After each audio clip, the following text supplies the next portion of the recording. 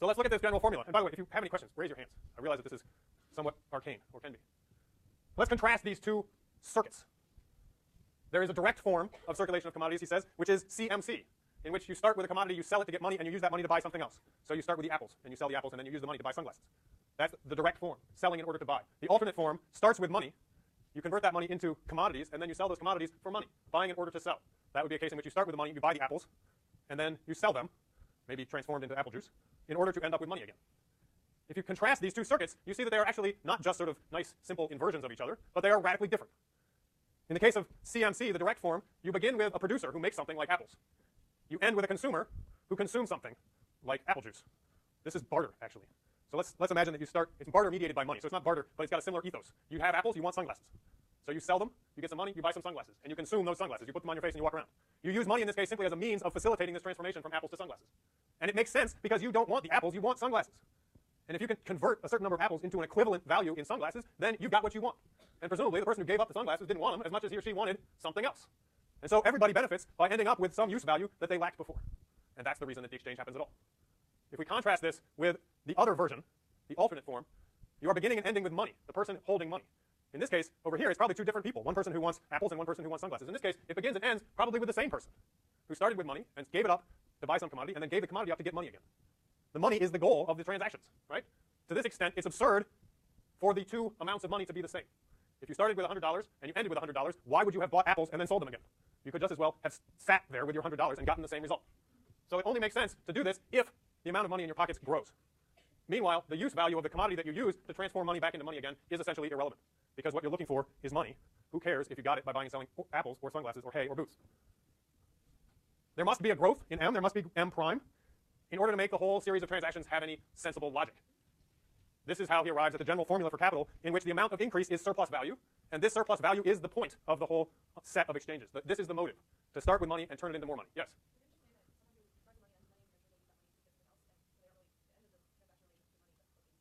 True. The person who makes it through this process and ends up with more money isn't going to eat the money. Right. They're going to use that money to buy other things. And to that extent, there is some kind of other purpose to which that money can be put. Very true. Marx is nonetheless going to insist that this transformation, this series of transactions, is at the core of what makes capitalism different from other systems. And he's going to go on to say that, in fact, the person who does this certainly will use that money to buy other things, but will simply repeat this equation. Right? They'll start with a new amount of money, and they will very likely use it to buy things and then sell them, or produce something and sell those things, and repeat the process. Or at least that is the imperative to which the process is subordinate, essentially.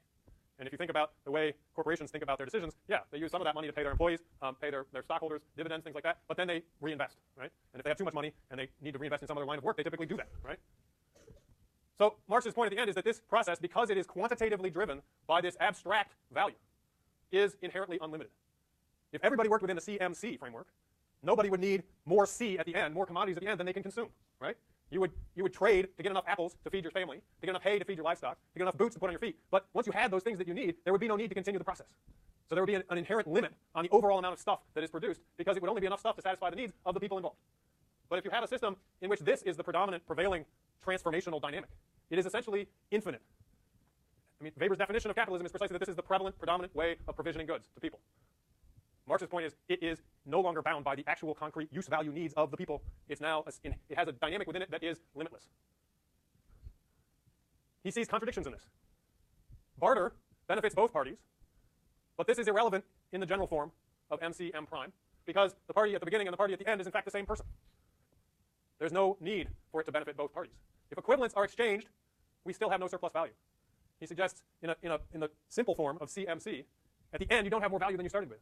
The apples were in one person's hands to start with, and the sunglasses were in the other person's hands. They have switched places, but you still have the same apples and the same sunglasses, and therefore no net increase in value.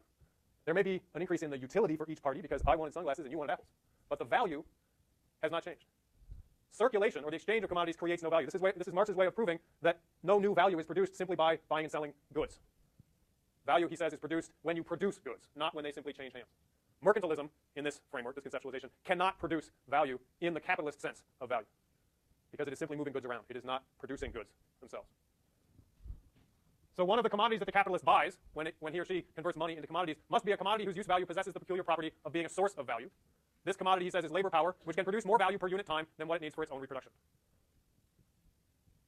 So the capacity of labor power to essentially produce a surplus is harnessed in this system to the production of this abstract value rather than simply to the production of use values. We can picture the farmers in Ethiopia. They have the capacity with their labor power to produce more coffee than they can consume, to produce more of other crops than they themselves can consume, to produce a surplus. However, in this, that begs the question of who gets that surplus? Who gets to claim that surplus and amass it? And in this framework, the international market creates circumstances in which that surplus essentially goes to somebody else. And here we might pause and think about, the Ethiopian coffee that's at issue in the movie stands out among the world's coffees, right, as being among the best, according to the experts, right? It's a very high-value coffee. You might say in that sense it's actually different from all other coffee. But of course it participates in a world market in which prices are not fragmented completely between different strains of coffee. The value of the coffee from Ethiopia on the market is affected by the value of other coffee. The general market price for coffees. There may be gradations. There may be higher quality and lower quality, Robusta and Arabica, that kind of thing. But nonetheless, the prices are set on these global markets.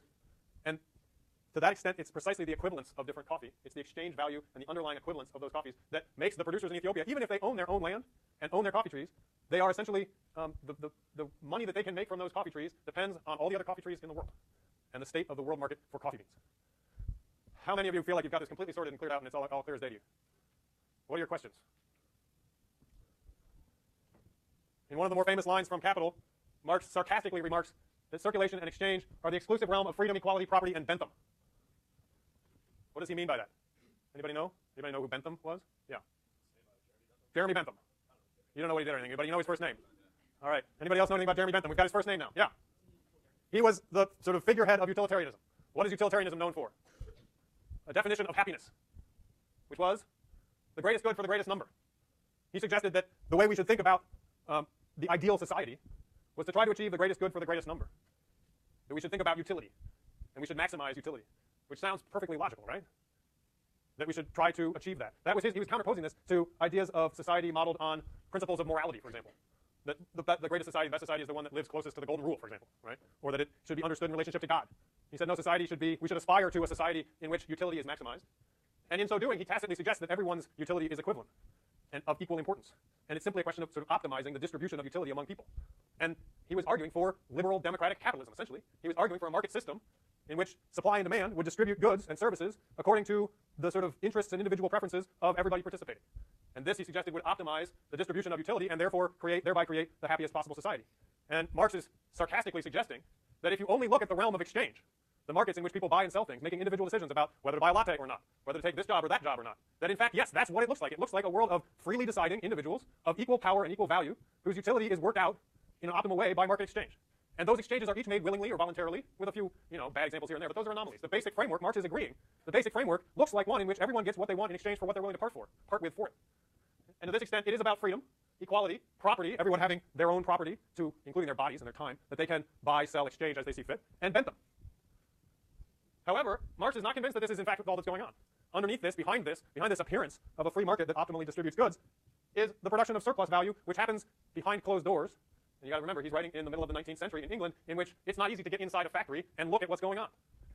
It's inside that factory, he suggests, where surplus value is being produced and where it is being essentially expropriated by certain people from other people. And this is when Marx launches in the book into his analysis of what goes on behind those closed doors. And you start getting very unpleasant facts about the conditions in factories in England in the 1800s, which in some respects are not unlike the kinds of things we see in these movies when we look at, say, the production of coffee today. However, there are some other things to think about. So how do we actually put this all together into something that is not just descriptive but explanatory? The amassing of surplus wealth in money form, money itself being a paper representation of value, the investment of that wealth in production rather than simply in trade. Remember, Bernstein insists that industrial capitalism differs from mercantile capitalism in the investment of surpluses in production itself. And this is where Marx's focus on production fits with Bernstein. There is a tendency in the system as a whole for the development of technologies to increase rates of production driven by competition. Innovation is a prime characteristic feature of this system. Each individual producer attempting to find more efficient ways of producing goods so that they can be produced more cheaply and you can compete more effectively in the market. The amassing of laborers in coordinated fashion in factories is part of this overriding effort to increase production. And again, this production is now not limited by the utility of individual people's needs, the things that they need for use value. It is now potentially unlimited, or it sees no inherent limit in production. And bringing large numbers of people together into factories or plantations enables economies of scale, which are among the ways to increase production and efficiency. These dynamics have got important spatial and temporal aspects or characteristic features. The overall need, motive, driving innovation is to increase the rate of capital accumulation. This is Marx's argument. In other words, increase the rate at which you turn M into C and C into M prime. This can be done in a number of different ways. One of them is to make more goods per unit time. Another one is to reduce the amount of time overall, not only in the production of goods, but in the overall circulation from M to M prime. In other words, try to make the entire circuit happen more quickly, which means you also want to sell those goods as quickly as possible. You want to buy your inputs and turn them into commodities as quickly as possible. You want the shortest lag between each moment in this process. Marx at one point characterizes the dynamics of the system as a whole as the annihilation of space by time. And in this he's referring specifically to the world market and its ability to connect across space and facilitate the movement of goods and production in such a manner as to essentially annihilate the spatial distance between things. Replace a calculus of miles or distance with a calculus purely of time. Here we might think about the discussion about the melting of the Arctic Sea cap, right? It would help annihilate space by time if you could ship goods through the Arctic Sea because they would get from one point to another point more quickly, and then they would be sold more quickly, and you would have less of a lag between M and M prime. So the creation of infrastructures, transportation and communication networks to enable more rapid production, distribution, and exchange is part of this dynamic according to Marx and more recent interpreters of Marx in geography. So you see a tendency towards both external and internal growth. Oh my God, we're out of time. How did that happen? All right, we're out of time. I will come back to this on Thursday. We will see you then.